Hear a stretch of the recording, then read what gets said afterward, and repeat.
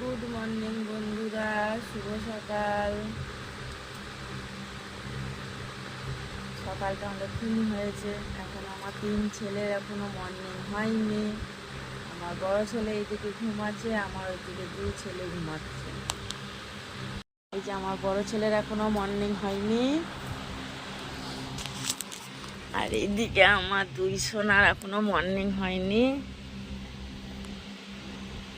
আমার দুটো এখনো ঘুমাচ্ছে।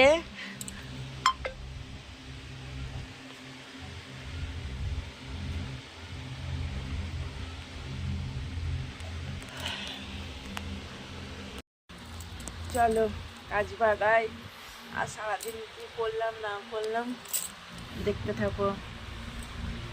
আর আজকে কি, আপনারা সবাই জানেন যে আজকে কি,